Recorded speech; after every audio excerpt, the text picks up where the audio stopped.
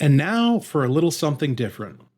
Today, instead of the usual format where we tick through news items to discuss, we're going to take a look at a few examples of how terrible the left is, generously provided to us through social media. Now, the goal here is not merely to dunk on the left, though we certainly will.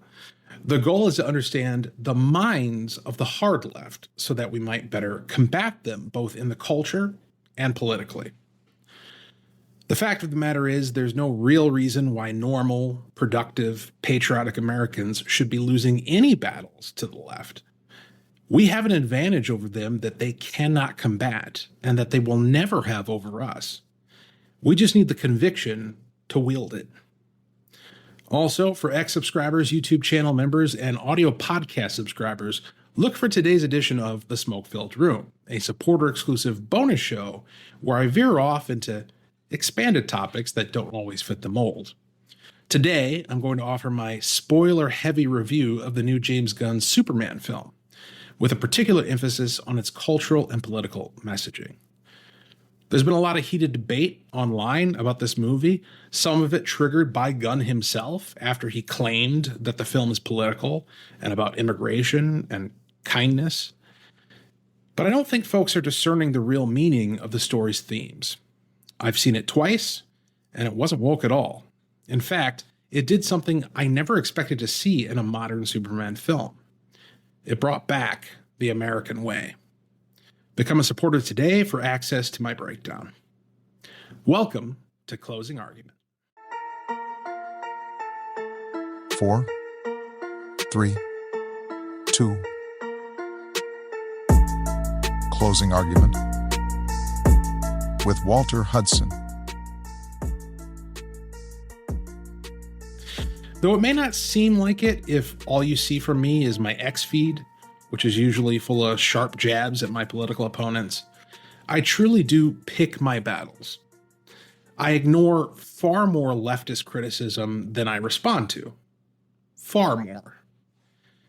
But there are times when I choose to engage and do so without mercy. The difference between when I do engage and when I don't is determined by whether I believe that the public interaction will demonstrate something valuable to those who see it. Merely bickering and tossing insults is not worthwhile, but if you can make an actual point, if you can present an argument and draw out behavior in your opponents that demonstrates who they are and what they believe, that is useful. One such opportunity presented itself this week when I engaged with an X post from Jeremiah Ellison, a former Minneapolis City Council member whose votes and espoused views frequently align with the Democrat Socialists of America, even though he's never officially sought their endorsement.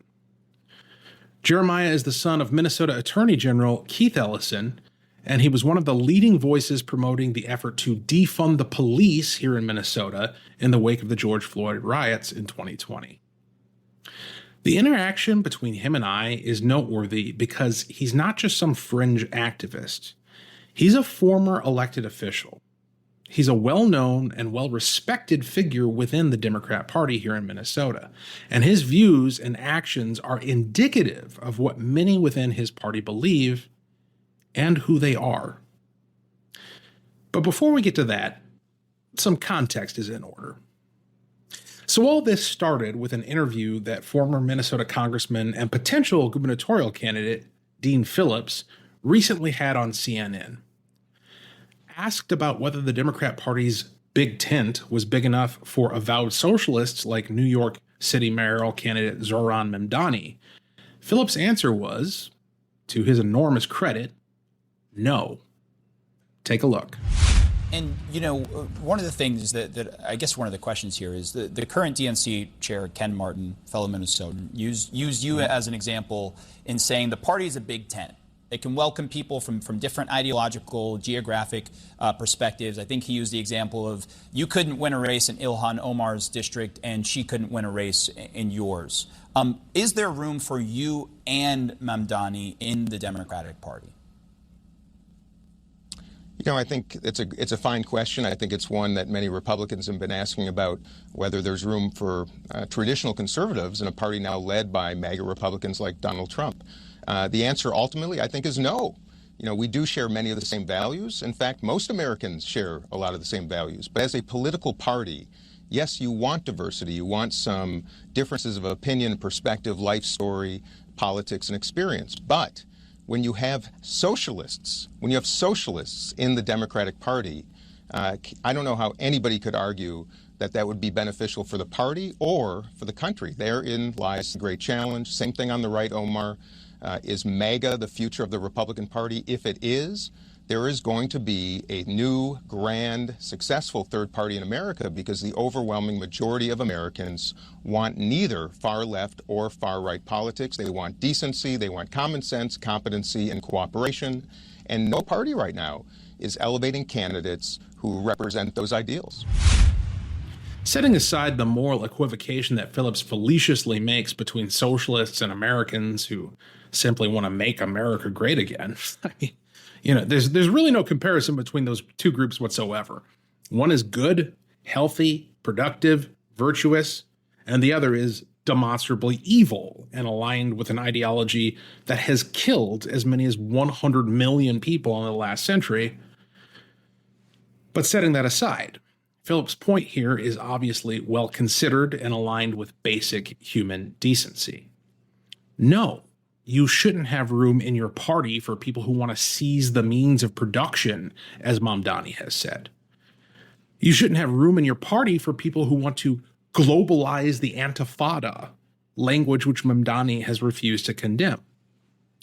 Put simply, you shouldn't want genocidal, racist tyrants inside your big tent. And I have to pause here to let those words sink in, because I know we've all become numb to them. Terms like genocide and racist and tyranny have been so overused and misused, particularly by the radical left, that the gravity of what those words actually mean has been diminished. And frankly, I suspect that's a big part of the reason such terms are misused, to dilute their true meaning, to reduce them to nothing more than insults and political labels. But when we allow that to happen, when we lose the ability to distinguish between a word and its meaning, and if we lose the discernment to identify actual evil when we see it, then we're going to be left open to real harm. So I'm going to say it again, and I want you to really hear me. Zohran Mamdani is a genocidal, racist tyrant. When I say that, I'm not just calling him a name. I'm not launching a rhetorical or political attack. I am accurately identifying what he objectively is, and I can make an argument to justify the claim. That's the key distinction between those of us on the right who use these words and when those on the left use those words. When they call us names, it's just an insult. It's just rhetoric. It's just a political smear. When we identify them with those words, it's an accurate and demonstrable assessment of who they truly are. In Mamdani's case, as noted before, he refuses to condemn the phrase globalize the Intifada. He's been asked directly multiple times whether he condemns this chant, which originated in anti-Israel protests and is widely interpreted as a call to extend violent Palestinian uprisings against Jews and Israelis worldwide. In one interview, when pressed 3 separate times, Mamdani dodged, saying that as a potential mayor, he shouldn't police speech. But that entirely evades the question that was asked. He wasn't asked whether someone should be allowed to say globalize the Intifada without going to jail. That would be a question about free speech. He was asked whether he condemns the content of that particular phrase, whether he condemns the idea that it expresses. Does he agree with or welcome the idea that the Intifada should be globalized? That's what he was asked. And he evaded the responsibility to answer that question. And it shouldn't be a hard question to answer. It shouldn't be hard to say, yes, I condemn the phrase globalize the Intifada because it refers to periods of Palestinian terrorism, including suicide bombings and attacks that killed hundreds of Israeli civilians, including children. And I don't want to see that effort globalized After all, to globalize the Intifada would mean to spread that same terror on a worldwide scale, targeting Jewish communities everywhere. Such hostile action would not be a political protest. It would not be legitimate political speech. It would be genocide. And Mamdani's refusal to reject that shows his complicity in anti-Semitic rhetoric that fuels real ongoing harm. And if calling for the targeting of Jews worldwide is not racism, singling out one ethnic group for global violence, then I don't know what is. But it doesn't stop there. Mamdani's tyrannical streak shines through in his open embrace of communist ideology.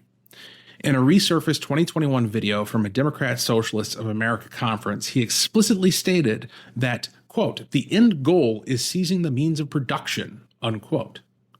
Now, this isn't some abstract socialist slogan. It's straight out of Karl Marx's playbook, calling for the forcible takeover of private property, businesses, and industry by the state. And that means, at root, taking over people. If you can't control your property, your business, or your industry, which is the fruit of your labor, then you are not free. And none of this is hypothetical or speculative. History shows us where this leads. To authoritarian regimes like the Soviet Union or Mao's China, where seizing meant mass expropriation, famine, and the deaths of millions. Refugees living in America today from communist countries have called Mamdani's words chilling and dangerous, reminding us that this isn't progressive policy, it's a blueprint for tyranny.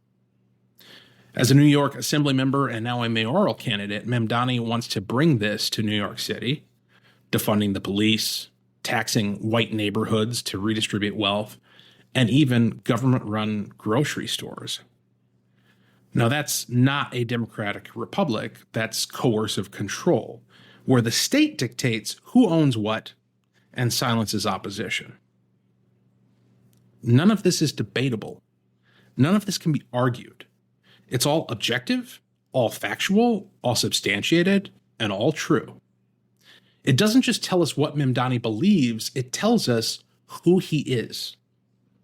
So when CNN asks Dean Phillips whether the Democrat Party has a tent big enough for Zohran Mamdani, and Phillips emphatically says, no, that is a ray of hope for our nation. That's Phillips saying, no, we are not the party of genocide. No, we are not the party of racism. And no, we are not the party of tyranny. Now, as a Republican, it's in my political interest to disagree with Phillips on that point and to attempt to paint all Democrats with a broad brush and say, nope, you all own this, you're all terrible people. But that's not in my interest as an American citizen or as someone who values the truth. Because the fact of the matter is, there are many Democrats who do not agree with Zohran Mamdani. There are many people who vote Democrat who don't think like Zohran Mamdani. People like some of my family and friends. And it's in our interest as a nation to have two healthy major political parties that both reject these evil, anti-human, anti-freedom, anti-American ideas. Unfortunately, that's not what's happening. Instead, you have figures like Ken Martin, the former chair of the Democrat Party right here in Minnesota, and the current head of the DNC in charge of the party nationally, explicitly saying that people like Zohran Mamdani are welcome in his party. Here's that clip.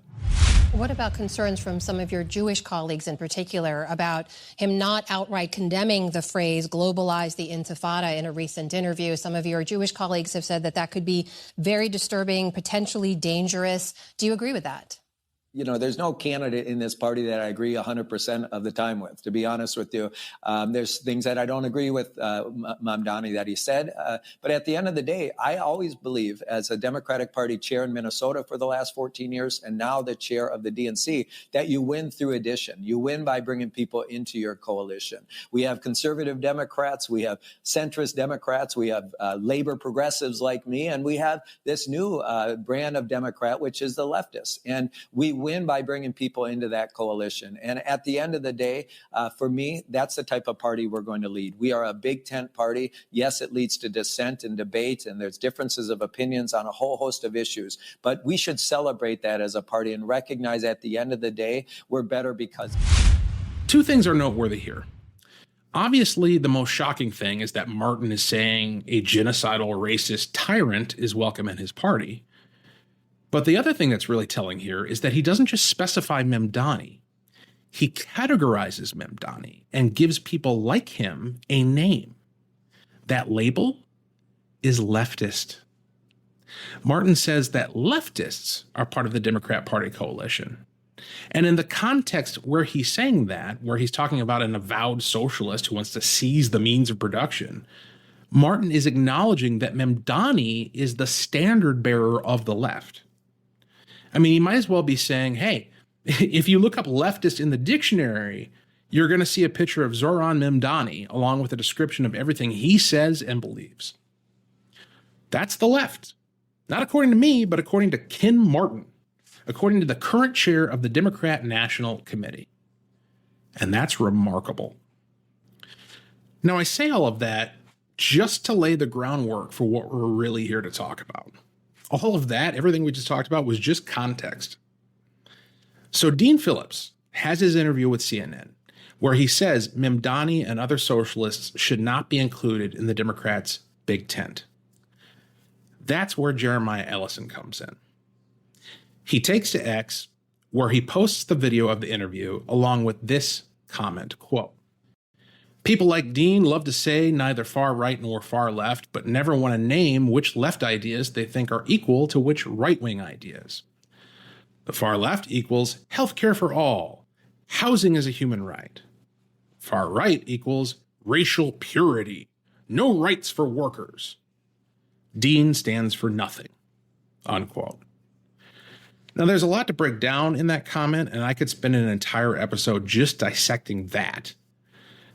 But given all the context we just discussed, the unassailable proof I've just laid out demonstrating that Zohran Mamdani is a genocidal racist tyrant, consider that according to Jeremiah Ellison, the failure to include that within the Democrat Party means that Dean Phillips, quote, stands for nothing, unquote. In other words, you're either with the socialists or you're not worth a damn. That's what Ellison is saying about a member of his own party, and not just a random member, but a former congressman. And again, it's not just anyone who's saying it. It's the son of the currently elected Attorney General of the state of Minnesota, who is a former Minneapolis City Council member. And it's worth noting that Keith Ellison has supported his son politically, so Keith doesn't come out of this clean either. I mean, even before we even take a look at any of the things he's said or done. And again, I have to pause here to really let all of this sink in. While the left calls conservatives and Republicans names, say we're racist and fascist and call us Nazis and Gestapo, all without defining any of those terms, they are in real life, in real time, openly embracing the actual authoritarianism of socialists. It's like the KKK accusing you of being racist. It's like the mafia accusing you of being a criminal. That's what we're dealing with. And I pause here to point that out and to really let it sink in, because this is their Achilles heel. This is their major vulnerability. This is why they will be defeated and become the scuzziest muck on the ash heap of history. This right here, their ability to accuse you of being what they are, and their ability to get you to accept it, to endure it, or even just to engage with it defensively as if you have something to apologize for. That is their foremost weapon. It's their foremost weapon in the culture, and it's their foremost weapon in politics. But it's also their greatest vulnerability. Why? Because it depends entirely on your willingness to accept their premise. If you don't accept their premise, if you refuse to lend credence to their smears and slanders, if you refuse to accept their false claim to the moral high ground, they're left with precisely nothing. They become naked. They become impotent. They have no recourse.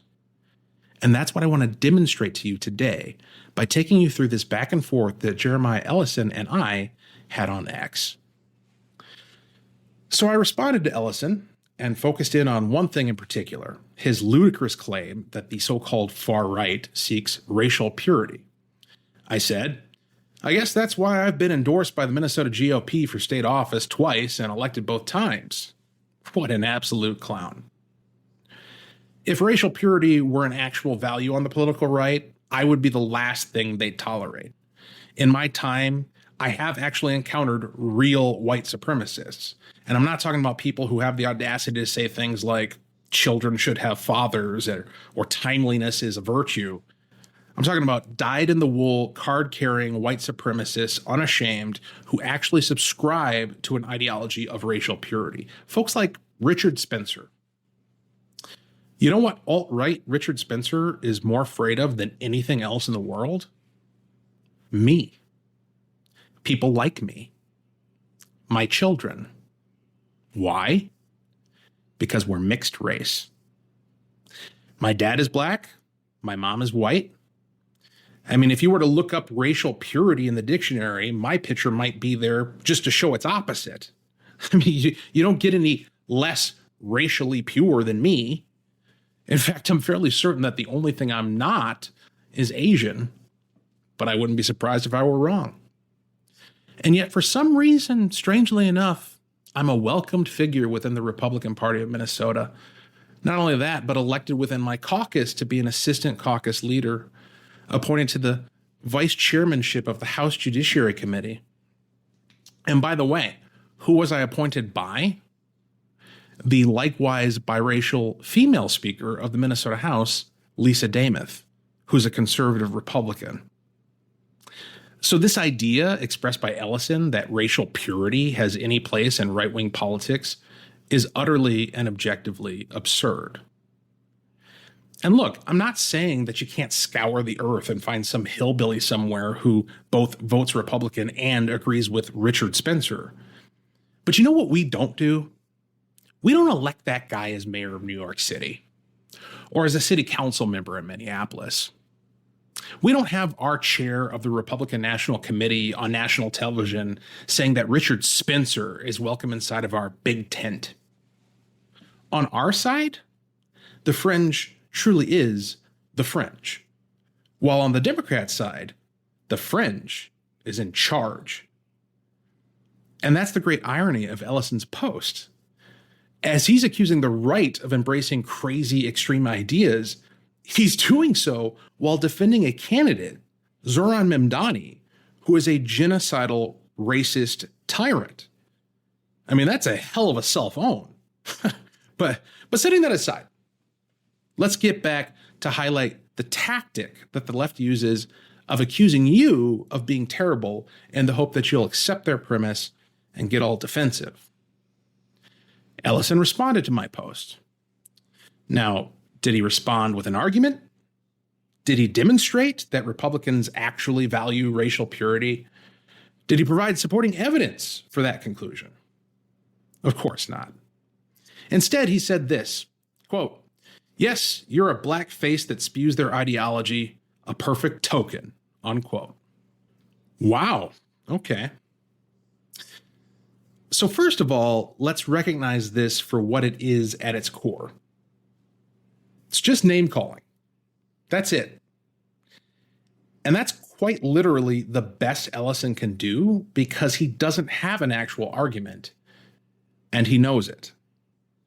Now, it's worth pausing here to really appreciate the fact that a former Minneapolis City Council member, supported politically by the sitting Attorney General of the state of Minnesota, a respected figure in the Democrat Party within this state, is using the same lame, limp-wristed tactic as a 5-year-old would on a playground.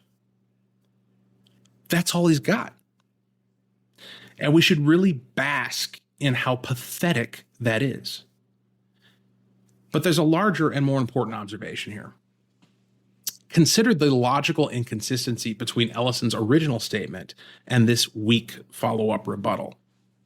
He started off saying that the right values racial purity, but then he turns around and says that they endorse and elect me, a biracial man who is as far from racial purity as a human being can get, because I'm black. I mean, he said, quote, "You're a black face that spews their ideology," unquote. Well, what ideology is that? I mean, according to Ellison, their ideology is racial purity. So is he claiming that I spew that? I mean, is he really saying that I'm out here saying the races should be pure as I spend my nights sleeping next to my white wife and taking my mixed race kids to the movies? Now, obviously, there's something else going on here. He knows full well that I don't either represent or espouse racial purity. That's an inconvenient truth for him, but it's also an obvious one. And even in a world where these people can't tell the difference between a man and a woman, we still all know color when we see it. So what's the real message here? What is Ellison actually saying or attempting? Well, he's hoping that I value being acknowledged as black by other black people. That's what the insult token is really aimed at. It's like being called an Uncle Tom or a coon. The strategy is to aim at the heart and knock the wind out of my chest, to summon what he assumes is my deeply harbored desire for racial affirmation and collective acceptance, to guilt me into feeling like some sort of race traitor for having the audacity to tell the truth. But that strategy only works if I accept the premise. It only works if I base my sense of self-worth on the affirmation of others. It only works if I care whether other people feel good about me more than I care about validity, logic, and truth. But homie, don't play that. And when you reject their premise, when you truly don't care what they think, when you insulate yourself from emotional manipulation by demanding an actual argument, insults cannot hurt you. And like any bully, that completely neuters them. They have nothing to fall back on. If you insist upon dealing in substance, it completely disorients them because they have no experience with it. And that was demonstrated in the final response Ellison offered, or at least the final one I bothered to read. He said, quote, "You're obsessed with me, my guy. It's funny whenever I'm confronted with just how much clout I give people in your world. I'm so important to you, it's baffling, but I'm flattered," unquote. And this is the final concession, the final confession, the unconditional surrender. When they get to the point where the only thing they can accuse you of is being weird for caring about the substance of an argument. At no point in this exchange did Ellison even attempt to offer either a premise or supporting evidence. He just hurled conclusions as insults. You're racist, you're token, you're spewing hate. None of it backed up by anything, not even an attempt to demonstrate the validity or truth of any of it. And when I call him out on that, when I completely diffuse him by refusing to play his game, what does he do? Well, he makes it about him. He portrays it as if I wasn't engaging with his claims, I was just drawn to his glorious person because he's so important. He's flattered that I took the time to acknowledge him. Well, I hate to break it to you, Jerry, but I have no idea if you ever responded past this point in our interaction, and I have no intention of checking because my work here is done. I've drawn out the evidence of who you are, what you believe, and the insidious rhetorical tactics that people like you use. And so just like that, your utility ends. You're no more use to me. And I can sleep like a baby knowing that there's no immediate need to acknowledge that you even exist. Still flattered.